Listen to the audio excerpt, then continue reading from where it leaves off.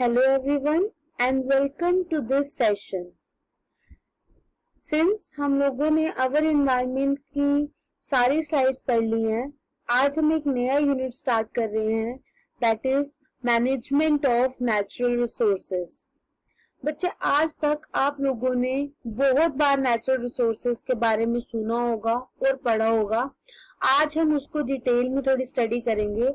तो रिसोर्सेस क्या होते हैं? सबसे पहले ये एक ऐसा मटेरियल होता है जो हमारे पास पहले से रिजर्व में प्रेजेंट है और उसे हम चेंज कर सकते हैं into more valuable and useful item. मतलब वो पहले से ही हमारे लिए उपयोग में आ रहा है, लेकिन हम उसे चेंज करके उससे बेटर चीज बना सकते हैं.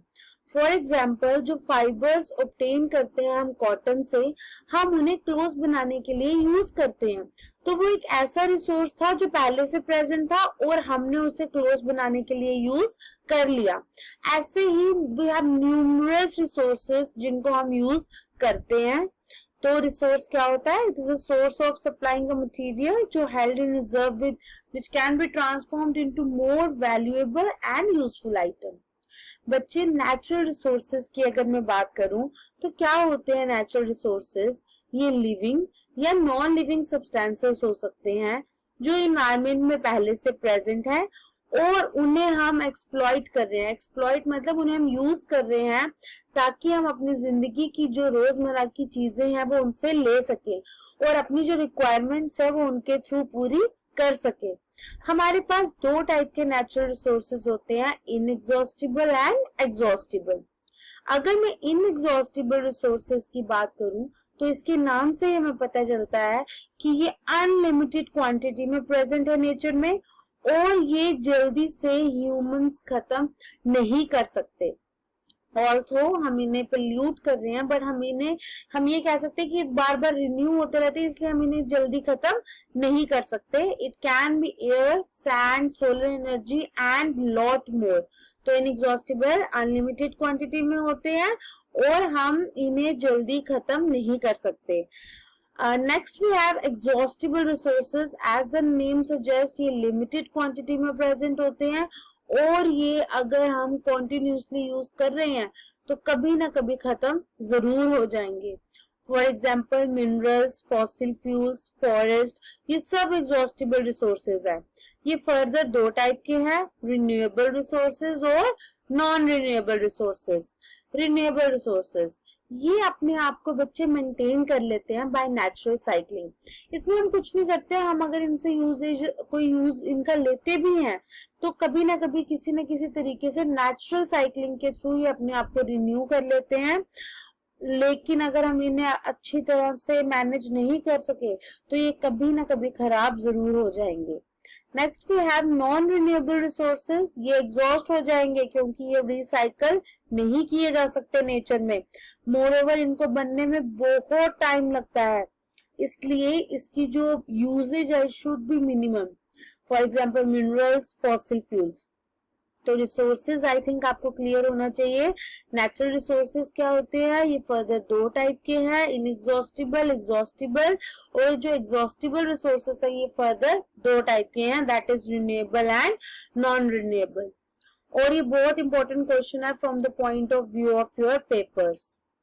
अच्छा बच्चे, अब हो क्या रहा है कि हम लोग ये रिसोर्सेज बहुत यूज करते हैं और कभी ना कभी ऐसा हमारा मैकेनिज्म बन गया है कि हम इन्हें अच्छी तरह से मैनेज नहीं कर रहे हैं और ये एग्जॉस्ट हो जाएंगे. तो क्यों ये नीड अराइज हुई कि हमें मैनेज करने हैं रिसोर्सेज? बिकॉज ये लिमिटेड है, पहली चीज. और जैसे जैसे पॉपुलेशन इंक्रीज हो रही है हम इन्हें उसी रेट से यूज कर रहे हैं, जबकि इन्हें दोबारा से रिन्यू करने के लिए हम कुछ भी नहीं करते. और जब हम इन्हें एक्सट्रैक्ट करते हैं फ्रॉम द रिसोर्सेज तो इन्वायरमेंट डैमेज होता है और इन्वायरमेंट की प्रोटेक्शन आज के टाइम के लिए सबसे ज्यादा इंपॉर्टेंट हो गई है. कुछ और रीजंस कि हमें क्यों मैनेज करना चाहिए नेचुरल रिसोर्सेज को, कि जिसमें मैं ये बता रही हूँ स्लाइड में आपको कि इंक्रीज होती है पॉपुलेशन, पहली चीज, उसकी वजह से भी हम नेचुरल रिसोर्सेज ज्यादा यूज कर रहे हैं. इंडस्ट्रियलाइजेशन मतलब इंडस्ट्री सेटअप करने के लिए हमें स्पेस चाहिए, हम इन्हें काट रहे हैं, हमें रॉ मटेरियल चाहिए, हम इनसे ले रहे हैं. अर्बनाइजेशन, जो लोग गांव एरियाज में रहते थे, जो रूरल एरियाज में रह रहे थे, अब वो अर्बन एरियाज में आना स्टार्ट हो गए हैं ड्यू टू डिफरेंट रीजंस। उन्हें अपनी स्टडीज के लिए आना पड़ता है, उन्हें इकोनॉमी अपनी इनकम के लिए आना पड़ता है। तो urbanization is moving of that rural people towards the urban areas. और इन सब की वजह से क्या हो रहा है, जो नेचुरल रिसोर्स है उसमें डिमांड इंक्रीज हो रही है, लेकिन उनकी अवेलेबिलिटी बहुत कम है। इसलिए हमें अपने जो नेचुरल रिसोर्सेज है उनको प्रॉपरली मैनेज करना होगा, हमें जुडिशियसली यूज करना होगा और उसकी वेस्टेज नहीं करनी होगी। हमें लॉन्ग टर्म प्लानिंग करनी होगी। लॉन्ग टर्म प्लानिंग का मतलब है बच्चे आज के लिए नहीं, फ्यूचर के लिए भी सोचना होगा, ना ही सिर्फ प्रेजेंट के लिए, बट जो आने वाली जनरेशन है क्या उसके लिए भी कोई चीज बचेगी। आगे आने वाली स्लाइड्स में हम इस पॉइंट को दोबारा से उठाएंगे। Next we have the exploitation of resources should not only be benefited to few people। बच्चे ऐसा होता है कि जो नेचुरल रिसोर्सेज है ना, वो सिर्फ कुछ लोग ऐसे हैं जो उससे बेनिफिट ले लेते हैं। क्यों? क्योंकि वो इक्वली डिस्ट्रीब्यूट नहीं होते। Next is while extracting and using natural resources, हमें ये भी प्लान करना चाहिए कि हम इसे कैसे जो इसका रेजिडुअल बच जाएगा या जो इसकी चीजें डैमेज कर सकती है एनवायरनमेंट को, उससे हम कैसे डिस्पोज करेंगे। तो नेचुरल रिसोर्सेज की मैनेजमेंट के लिए हमें ये चारों पॉइंट्स अपने दिमाग में रखने होते हैं। Next we have the management of natural resources. ये दो पॉइंट बच्चे बड़े इंपॉर्टेंट है। पहला है कि लॉन्ग टर्म पर्सपेक्टिव होना चाहिए कि जो आगे आने वाली जनरेशन्स हैं उसके लिए भी हमें ये सोचना चाहिए कि आज अगर हम ये यूज करते जा रहे हैं कि आगे आने वाली जनरेशन्स में ये बचेगा। और सेकंड ये कि क्या जो डिस्ट्रीब्यूशन है वो इक्विटेबल है, मतलब रिच और पुअर दोनों को मिल रही है या सिर्फ रिच पीपल ही हैं जो इससे बेनिफिट हो रहे हैं। इससे रिलेटेड दो क्वेश्चंस जो आपकी नोटबुक्स में भी आपको मिलेंगे। One is why do you think there should be equitable distribution of resources, हमें ऐसा क्यों लगता है, ये क्वेश्चन है आपका टेक्सचुअल क्वेश्चन। और रीजन इसका ये है कि नेचुरल रिसोर्सेज जो है उनको हमें यूनिफॉर्मली डिस्ट्रीब्यूट करना चाहिए ताकि हर किसी को अपना एक शेयर मिले। ह्यूमन ग्रीड मतलब जो हमारी लालच है और करप्शन कि सिर्फ हमें ही मिलना चाहिए, लोग ले लेते हैं पैसे लेकिन उनको एक्चुअल मटेरियल नहीं प्रोवाइड करते, और जो रिच और पावरफुल होते हैं वो ही इनसे सब चीजें लेने स्टार्ट हो जाते हैं, जिसकी वजह से उन्हें इक्वल शेयर नहीं मिल पाता। पहली चीज हमने यही बात की थी, equitable distribution of resources, if you remember यहाँ पे। और जो दूसरी बात मैंने की वो यहाँ पे कि लॉन्ग टर्म पर्सपेक्टिव होना चाहिए। और लॉन्ग टर्म पर्सपेक्टिव यानी कि फ्यूचर जनरेशन की जब भी बात आएगी बच्चे, तो it always relate to sustainable management. अब ये सस्टेनेबल मैनेजमेंट क्या होता है बच्चे, कहीं पे भी सस्टेनेबल वर्ड आ जाए इसका मतलब होता है कि आपने मैनेज करने नेचुरल रिसोर्सेज इस तरह से कि वो जो आज की जनरेशन, जो मतलब प्रेजेंट जनरेशन है, उनकी बेसिक नीड्स उसको पूरा कर रही है, लेकिन साथ ही साथ वो प्रिजर्व कर रहे हैं रिसोर्सेज को फॉर फ्यूचर जनरेशन। तो क्या होता है sustainable management? Management of resources कि वो जो करंट बेसिक नीड्स हैं उसको मीट कर ले और जो फ्यूचर में आने वाली जनरेशन है वो उसके लिए भी रिसोर्सेज बचा के रखें। Very important question. And what is the advantage of sustainable management? वो ये होगा कि हम जो भी रिसोर्सेज हैं वो प्रेजेंट जनरेशन को मिलेंगे और जो रिसोर्सेज हैं वो हम प्रिजर्व भी करके रखेंगे फॉर द फ्यूचर जनरेशन। और एक चीज इसमें है, why reuse is better than recycling, because it involves use of energy. बच्चे अब ये रीयूज और रिसाइकलिंग क्या है, जब मैं बात करती हूँ सस्टेनेबल मैनेजमेंट की तो उसके लिए कुछ ना कुछ तो आप करेंगे ना। जो सबसे पहली चीज माइंड में आती है that is the use of 3 R's, reuse, reduce and recycle.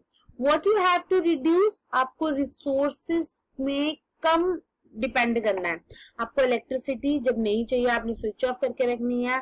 आपको जब टैप में वाटर नहीं चाहिए आपने उसको बंद करके, आप ब्रशिंग कर रहे हैं आपने टैप पूरा ओपन किया हुआ है और वो वेस्टेज रहती है, आप रूम में नहीं है, आपके एसीज ऑन है, आपकी लाइट्स ऑन है, वो वेस्टेज है। तो इस तरह से हमें लेस यूज करना चाहिए रिसोर्सेज का, रिड्यूस होना चाहिए। Next we have recycle.